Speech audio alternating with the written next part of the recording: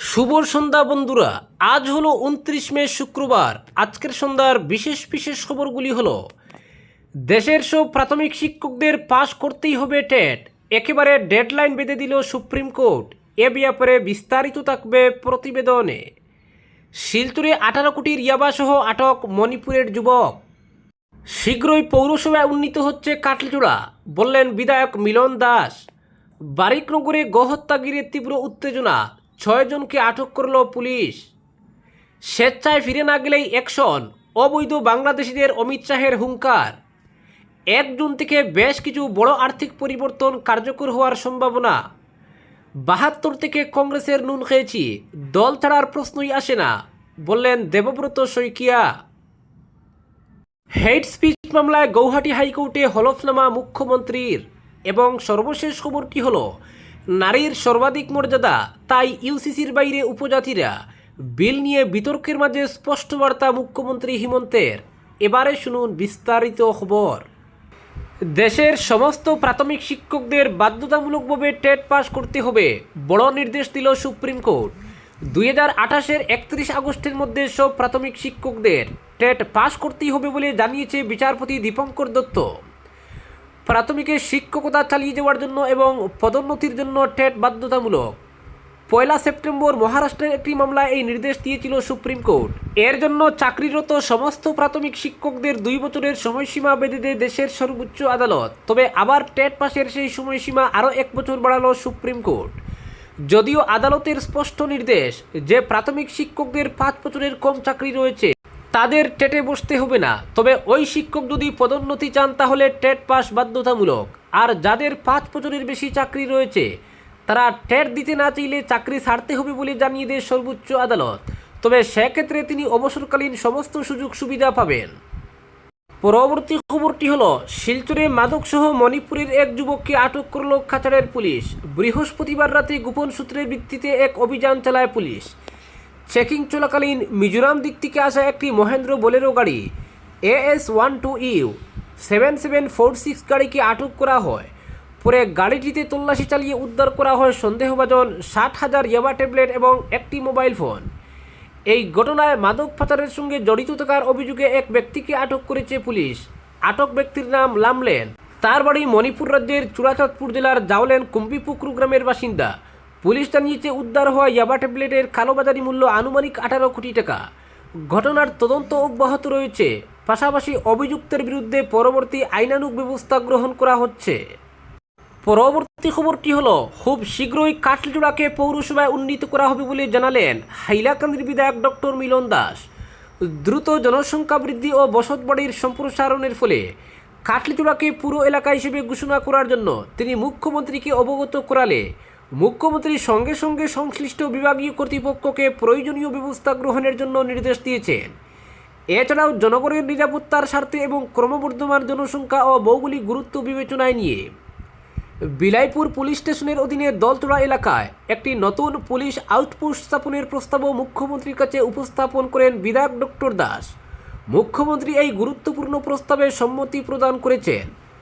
বর্ষার মরশুমে যাতে জমাজলের পরিস্থিতির পুনরাবৃত্তি না ঘটে সেই লক্ষ্যকে সামনে রেখে মুখ্যমন্ত্রী ডক্টর হিমন্ত বিশ্ব শর্মার নির্দেশ অনুসারে সরকারি খাস জমি উদ্ধারের লক্ষ্যে হাইলাকান্দি ও লালা শহরের কয়েকটি গুরুত্বপূর্ণ স্থানে উচ্ছেদ অভিযান চালানো হবে খুব শীঘ্রই। এর মাধ্যমে ভবিষ্যতে পরিকল্পিত ও আধুনিক ড্রেনেজ ব্যবস্থা গড়ে তোলার উদ্যোগ গ্রহণ করা হবে। এদিকে হাইলাকান্দি বিধানসভা কেন্দ্রের অন্তর্গত বেশ কয়েকটি গুরুত্বপূর্ণ সড়কের বেহাল দশার হাল ফেরাতে মুখ্যমন্ত্রীর সঙ্গে কথা বলেছেন তিনি। এই সড়কগুলো হলো সামারিকোনা থেকে কালাচড়া হয়ে লালাচড়া, উমেদনগর পয়েন্ট থেকে গাগলাচড়া সেতু পর্যন্ত, ন্যাশনাল হাইওয়ে অথরিটির অধীনে দলেশ্বর থেকে রামনাথপুর বাজার পর্যন্ত। পরবর্তী খবরটি হলো, 1 জুন থেকে বেশ কিছু বড় আর্থিক পরিবর্তন কার্যকর হওয়ার সম্ভাবনা। মে মাস শেষ হতে চলেছে এবং এর সঙ্গে 1 জুন থেকে বেশ কিছু বড় আর্থিক পরিবর্তন কার্যকর হওয়ার সম্ভাবনা রয়েছে, যা সাধারণ মানুষের আর্থিক অবস্থা ও দৈনন্দিন জীবনকে সরাসরি প্রভাবিত করবে। এলপিজি সিলিন্ডারের দাম থেকে শুরু করে ইউপিআই পেমেন্ট, ব্যাংকিং নিয়মকানুন, এটিএম লেনদেন ফি, এফডির সুদের হার এবং সোলার প্যানেল সংক্রান্ত নিয়মকানুন পর্যন্ত অসংখ্য পরিবর্তন হতে চলেছে। ইউপিআই জালিয়াতি কমাতে এনপিসিআই নতুন নিয়ম বাস্তবায়নের পরিকল্পনা করছে। নতুন নিয়ম অনুযায়ী 30 জুন থেকে সমস্ত ইউপিআই অ্যাপে অর্থ প্রদানের আগে শুধুমাত্র প্রকৃত ব্যাংক রেজিস্ট্রেড সুবিধাভোগীর নাম প্রদর্শন করা বাধ্যতামূলক হবে। এর মানে হলো কিউআর কোড, মোবাইল নম্বর বা ইউজার ডিফাইন্ড নামের পরিবর্তে আপনি যাকে টাকা পাঠাচ্ছেন সেই ব্যক্তি বা ব্যবসায়ীর ভেরিফাইড নাম এখন থেকে প্রদর্শিত হবে। আশা করা হচ্ছে এর ফলে ভুয়ো নাম ব্যবহার করে ইউপিআই জালিয়াতি কমবে এবং ব্যবহারকারীরা অর্থ প্রদানের আগে আসল ব্যক্তিকে শনাক্ত করতে পারবেন। পরবর্তী খবরটি হলো 72 থেকে কংগ্রেসের নুন খেয়েছি, দল ছাড়ার প্রশ্নই আসে না, বললেন দেবব্রত শইকিয়া। প্রাক্তন বিরোধী দলনেতা দেবব্রত শইকিয়া নির্বাচনে হারলে বিজেপিতে যোগ দেবেন এই ভবিষ্যদ্বাণী করেছিলেন মুখ্যমন্ত্রী হিমন্ত বিশ্ব শর্মা।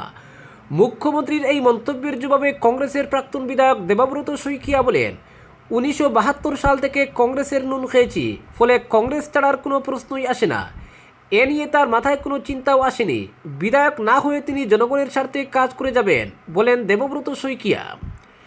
নিজ বাসভবনে আয়োজিত এক সাংবাদিক সম্মেলনে শইকিয়া জানান, মুখ্যমন্ত্রী শর্মা কেলেঙ্কারি থেকে রেহাই পেতে বিজেপির ওয়াশিং মেশিনে ঢুকে পরিষ্কার হয়েছেন, কিন্তু তার নিজের কোনো কেলেঙ্কারির ভয় নেই যে ওয়াশিং মেশিনে ঢুকার প্রয়োজন হবে, মন্তব্য করেন শইকিয়া। তিনি বলেন, মুখ্যমন্ত্রী শর্মা তখন কংগ্রেসে ছিলেন, কেন্দ্রীয় মন্ত্রী ছিলেন সর্বানন্দ সোনোয়াল। তখন বিজেপি জল সরবরাহ প্রকল্পের দুর্নীতি নিয়ে গোয়া ও আসাম সরকারের বিরুদ্ধে সিবিআই তদন্ত ঘোষণা করেছিল। সিবিআই গোয়া সরকারের বিরুদ্ধে তদন্ত করে মন্ত্রীকে জেলে পাঠিয়েছিল, কিন্তু আসামে জল সরবরাহ প্রকল্পের দুর্নীতির সিবিআই তদন্ত হয়নি। মুখ্যমন্ত্রী হিমন্ত বিশ্ব শর্মা যেদিন কংগ্রেস ত্যাগ করেছিলেন সেদিন আরএসএস শাখা কার্যালয়ে উপস্থিত হয়ে একটি টুইট করেছিলেন যে তিনি স্বস্তি পেয়েছেন।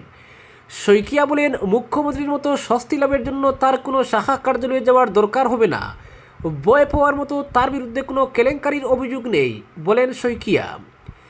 নির্বাচনে জনতার রায় মেনে নিয়ে তিনি বলেন, কংগ্রেসের ক্ষতি হওয়ার মতো আর কোনো কিছু অবশিষ্ট নেই, এবার কংগ্রেসকে শক্তিশালী করতে হবে। কংগ্রেসের পরাজয়ের কারণ বিশ্লেষণ না করে তিনি কারো উপর দায় চাপাতে চান না। শইকিয়া বলেন, পরাজয়ের কারণ পর্যালোচনা হবে প্রদেশ কংগ্রেস সভাপতি গৌরব গগৈর নেতৃত্বে। কংগ্রেসের শোচনীয় পরাজয়ের পর গৌরবের পদত্যাগ দাবি করে দেবব্রত শইকিয়াকে দলের দায়িত্ব অর্পণ করার আহ্বান জানিয়েছে বিজেপি। বিজেপির এই মন্তব্য প্রসঙ্গে দেবব্রত শইকিয়া বলেন, কংগ্রেসকে নিয়ে বিজেপির চিন্তা করার প্রয়োজন নেই। কংগ্রেসের জন্য চিন্তা করার জন্য দলের হাইকমান্ড রয়েছে। হাইকমান্ড তাকে যে দায়িত্বই দিক না কেন তিনি তা পালনের জন্য প্রস্তুত রয়েছেন বলেও মন্তব্য করেন দেবব্রত শইকিয়া। পরবর্তী খবরটি হলো, হেইট স্পিচ মামলায় গৌহাটি হাইকোর্টে হলফনামা মুখ্যমন্ত্রীর। সংবাদ মাধ্যমে প্রকাশিত আংশিক উদ্ধৃতি ও নির্বাচনী বক্তব্যের ভিত্তিতে তার বিরুদ্ধে অভিযোগ গঠন করা হয়েছে। হেইট স্পিচ মামলায় গৌহাটি হাইকোর্টে এমনটাই দাবি মুখ্যমন্ত্রী হিমন্ত বিশ্ব শর্মার। তিনি জানিয়েছেন, সম্পূর্ণ ভাষণ, সাক্ষাৎকার কিংবা বক্তব্য আদালতের সামনে উপস্থাপন না করলে প্রকৃত প্রেক্ষাপট বোঝা সম্ভব নয়।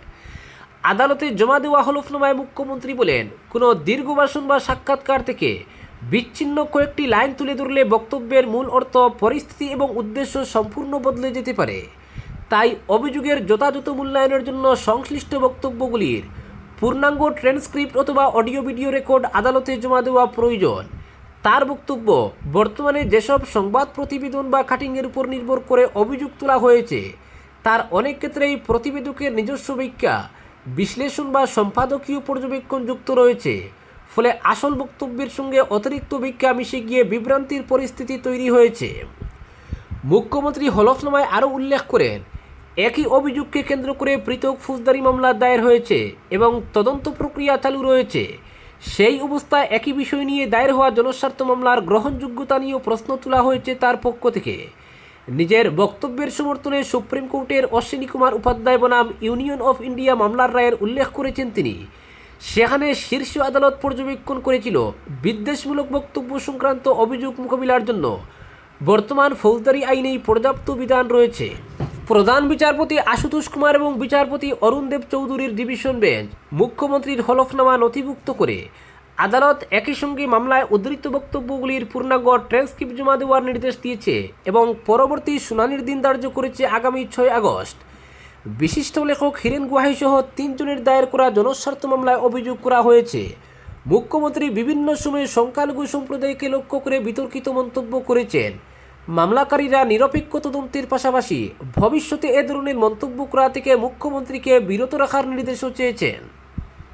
পরবর্তী খবরটি হলো নারীর সর্বাধিক মর্যাদা তাই ইউসিসির বাইরে উপজাতিরা বিল নিয়ে বিতর্কের মাঝে স্পষ্ট বার্তা মুখ্যমন্ত্রী হিমন্তের।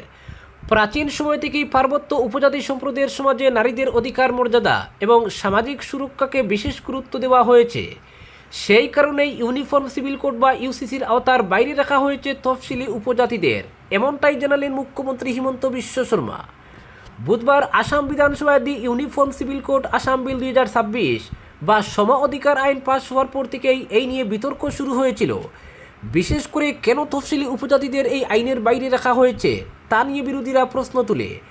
তারই জবাবে সামাজিক মাধ্যমে এবং বিভিন্ন বক্তব্যে নিজের অবস্থান স্পষ্ট করেন মুখ্যমন্ত্রী হিমন্ত। বলেন, প্রাচীন সময় থেকে আমাদের পার্বত্য উপজাতি সমাজ নিজেদের স্বতন্ত্র পরম্পরা, বিশ্বাস, সংস্কৃতি এবং সামাজিক মূল্যবোধকে যত্ন সহকারে রক্ষা করে আসছে। এই সুদৃঢ় সামাজিক ব্যবস্থার কেন্দ্রে সবসময় নারী শক্তির মর্যাদা, নেতৃত্ব এবং সম্মানের আসনে অধিষ্ঠিত থেকেছে। তিনি আরও বলেন, পরম্পরাগত অধিকার, নিয়ন্ত্রিত সামাজিক কাঠামো এবং নিজস্ব বিচার ব্যবস্থা, এইসব দিক থেকেই আসামের পার্বত্য উপজাতি সমাজ আমাদের সকলের জন্য এক অনুকরণীয় উদাহরণ। ইউসিসির আওতার বাইরে রেখে তাদের সংস্কৃতির স্বকীয়তাকে সম্মান জানানোই আমাদের মূল উদ্দেশ্য। মুখ্যমন্ত্রীর দাবি, বহু আগেই পার্বত্য উপজাতি সমাজ নিজেদের প্রথাগত আইন ও সামাজিক নিয়মের মাধ্যমে নারীর সুরক্ষা, বিবাহ ব্যবস্থা এবং পারিবারিক অধিকারের বিষয়গুলো নিয়ন্ত্রণ করে আসছে। তার কথায়, সমাজ যখন এই বিষয়গুলো নিয়ে ভাবতেই শুরু করেনি, তখন থেকেই বড়, রাভা, মিসিং, কার্বি সহ বিভিন্ন উপজাতি সমাজ নিজেদের সামাজিক কাঠামোর মধ্যে নারীর সুরক্ষা নিশ্চিত করেছে। উপজাতি সমাজে বহুবিবাহ নিরুৎসাহিত করা হয় এবং কোনো নারীকে অসহায় অবস্থায় ফেলে রাখার প্রবণতা খুব কম দেখা যায়। শাহবানুর মতো ঘটনা আমাদের উপজাতি সমাজে ঘটতে দেওয়া হয় না। সমাজ নিজেই সমস্যায় পড়া মহিলাদের পাশে দাঁড়ায়। বিধানসভায় বক্তব্য রাখতে গিয়েও মুখ্যমন্ত্রী হিমন্ত বিশ্ব শর্মা বলেছিলেন, তফসিলি উপজাতিদের ইউসিসির বাইরে রাখা হয়েছে কারণ আমরা তাদের সভ্যতাগত পরম্পরা ও সংস্কৃতিকে সম্মান জানিয়েছি। আমরা তাদের উপর কিছু চাপিয়ে দিতে চাই না। একই সঙ্গে বিরোধীদেরও কটাক্ষ করেন তিনি। মুখ্যমন্ত্রীর দাবি, ইউসিসির বিরোধিতা করে কংগ্রেস কার্যত বহু বিবাহের পক্ষেই অবস্থান নিয়েছে এবং প্রথম স্ত্রীর দুর্ভোগকে অপমান করেছে। তিনি বলেন, ইউসিসি সমস্ত ধর্মের মহিলাদের জন্য সুরক্ষা কবচ হিসেবে কাজ করবে।